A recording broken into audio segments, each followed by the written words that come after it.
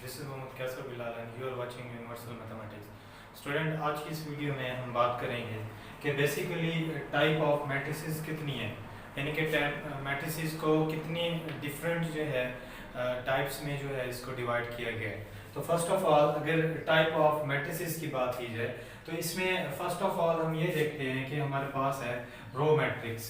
हम ये देखेंगे कि रो मैट्रिक्स हम ये देखेंगे कि रो मैट्रिक्स बेसिकली कौन सा मैट्रिक्स होता है। अगर इसकी डेफिनेशन, अगर मैं आपको डेफिनेशन का कंसेप्ट दूं, बुक में तो मौजूद है, आप देख सकते हैं वहां पे।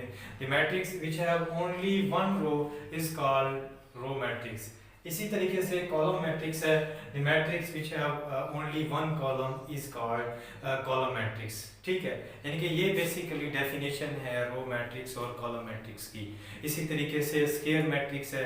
स्क्वायर मैट्रिक्स में ये होता है कि अगर हमारे पास number of rows and number of column equal हो तो उसको स्क्वायर कहा जाता है। रेक्टेंगुलर में ये होता है कि जिसमें नंबर ऑफ रोज और नंबर ऑफ कॉलम इक्वल ना हो, ठीक है, उसको रेक्टेंगुलर मैट्रिक्स कहा जाता है। इसी तरीके से तीन डिफरेंट डेफिनेशन है scalar matrix, diagonal matrix and identity matrix की।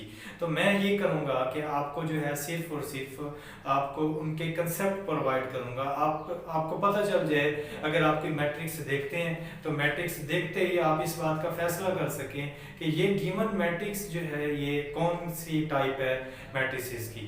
ठीक है, तो ये मैं आपको डेफिनेशन बुक में मौजूद है, आप नेट से गूगल से सर्च कर सकते हैं। लेकिन आपको अगर कंसेप्ट क्लियर नहीं है तो आप उसको इजीली जो है अंडरस्टैंड नहीं कर पाएंगे। ठीक है, देखिए रो मैट्रिक्स की अगर बात की जाए, ठीक है, रो मैट्रिक्स में हम ये देखते हैं कि जितने भी एलिमेंट हों, जितने भी कॉलम हों, ठीक है, हमने ये देखना है उसकी रो 1 होती है। यानी कि रो मैट्रिक्स में हमारे पास जितने भी एलिमेंट होते हैं उनमें रो जो है मैट्रिक्स के अंदर रो एक होती है। कॉलम बेशक जितने हो, कॉलम ये देखें, कॉलम 1 है, कॉलम 2 है, कॉलम 3 है, और ये आगे चलते जाएंगे। ठीक है, n cross 1 cross n matrix मैंने कंसीडर की है। यानी कि अगर बेसिक उसकी फार्मूला उसका देखा जाए ऑर्डर का, अगर रो मैट्रिक्स का 1 क्रॉस एन होता है। ठीक है, यानी कि उसकी रो तो एक होगी लेकिन कॉलम बेशक जितने भी हों, क्योंकि मैंने ऑर्डर आपको पढ़ाते हुए जब ऑर्डर को हमने डिस्कस किया था, ऑर्डर ऑफ द मैट्रिक्स, उसमें मैंने आपको कहा था कि रोज मल्टीप्लाई कॉलम होंगे। ठीक है, अब रो यहाँ पे 1 है, कॉलम n है, ये आगे चलता जा रहा है। ठीक है, तो इसको हम जो है रो मैट्रिक्स कहते हैं। इसी तरीके से कॉलम मैट्रिक्स को अगर हम डिस्कस करें तो कॉलम मैट्रिक्स में हमारे पास उसके अगर फर्स्ट ऑफ ऑल जनरल अगर उसका ऑर्डर डिस्कस किया जाए तो ऑर्डर में हमारे पास होता है हमारे पास n क्रॉस 1। ठीक है, तो कॉलम मैट्रिक्स में हमारे पास ये होता है, रोज तो डिफरेंट होती हैं। ठीक है, रोज बढ़ती जाएंगी, हमारे पास 1 1 1 2 1 3 1 3, लेकिन होता ये है, ये देखें रो 1 है यहाँ पे, ये रो 2 है, ये रो 3 है, लेकिन कॉलम इसमें एक है।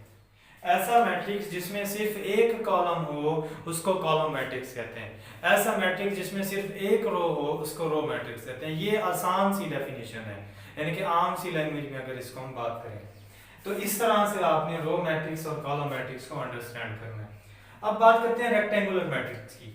रेक्टेंगुलर वर्ड रेक्टेंगुलर अगर आप अपने माइंड में लेके आए तो आपको यूं लगेगा रेक्टेंगुलर एक ऐसी शेप होती है जिसमें जो है सेम साइड्स, ठीक है, वो इक्वल होती हैं और अपोजिट साइड और सेम साइड की लेंथ इक्वल नहीं होती। रेक्टेंगुलर मैट्रिक्स में ये होता है कि हमारे पास number of rows not equal to number of columns. यानी कि अगर एक मैट्रिक्स में यहाँ पे कंसीडर करता हूँ 5 6 7 8 9 एंड 10, ये एक मैट्रिक्स मैंने यहाँ पे कंसीडर किया है। इसमें अगर आप बात करें रोज की तो रो 1 रो 2, कॉलम की बात करें कॉलम 1 कॉलम 2 एंड कॉलम 3।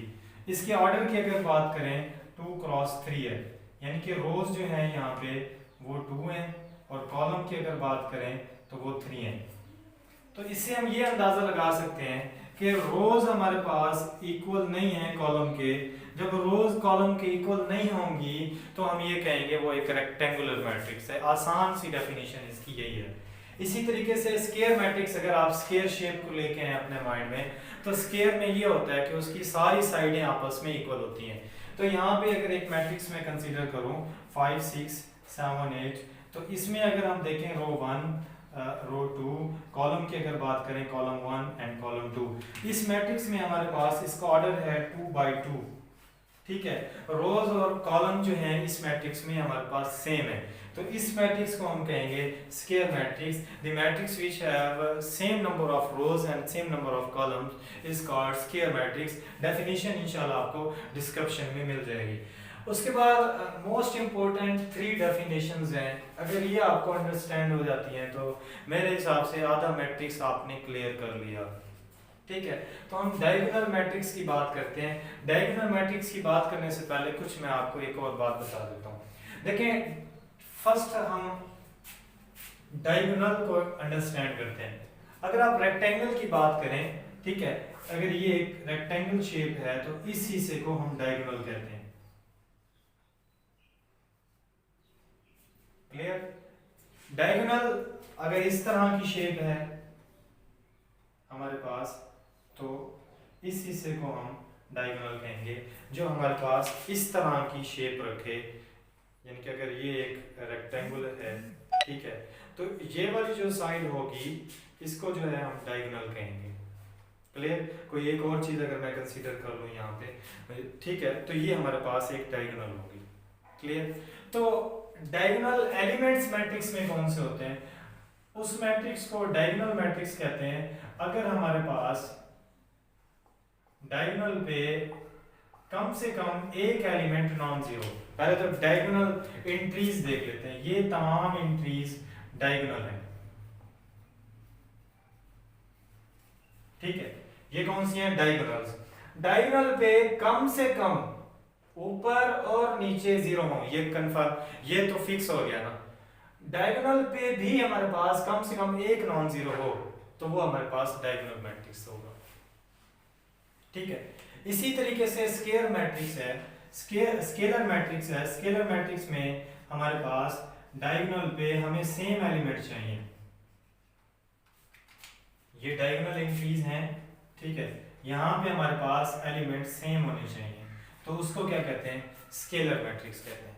यानी कि यहाँ पे 5 हो सकता है, के यहाँ पे 6 हो सकता है, के यहाँ पे 1 भी हो सकता है। मेरा क्वेश्चन आपसे ये है, क्या स्केलर मैट्रिक्स डायगोनल होगा? लाजमी होगा। रीजन क्या है? मैंने आपको डायगोनल की कंडीशन बताई है कि कम से कम एक नॉन जीरो हो। अगर सारे नॉन जीरो हैं डायगोनल पे तो मसले खत्म हो गए, वो तो वैसे ही डायगोनल है। इसी तरीके से इस मैट्रिक्स ए को हम डायगोनल भी कहेंगे, स्केलर भी कहेंगे। ठीक है, क्योंकि ये स्केलर की डेफिनेशन को भी पूरा कर रहा है और डायगोनल की डेफिनेशन को भी पूरा कर रहा है। और लास्ट में हम बात करेंगे आइडेंटिटी। वर्ड से ही आप अंडरस्टैंड कर सकते हैं।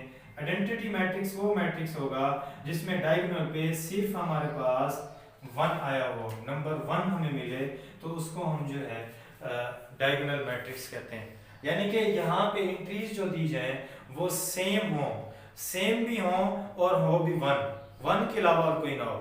मेरा क्वेश्चन आपसे ये है, ये जो मैट्रिक्स A1 दिया हुआ है, क्या ये स्केलर है? लाजमी है। रीजन क्या है उसकी? रीजन ये है क्योंकि हमारे पास ये स्केलर की डेफिनेशन को पूरा कर रहा है, क्योंकि यहाँ पे सेम एलिमेंट है, और डायगोनल की भी कर रहा है क्योंकि इसमें एक नॉन जीरो एलिमेंट आया हुआ है। तो हम ये देखेंगे बेसिकली आज के इस लेक्चर में हमने डिफरेंट टाइप्स को डिस्कस किया है। इसी तरीके से एक्सरसाइज जो आपकी 1.3 है या 1.2 है, आप उसको इसी तरह से अंडरस्टैंड करेंगे। ये दोनों एक्सरसाइजेज आज आपकी क्लियर हो गई।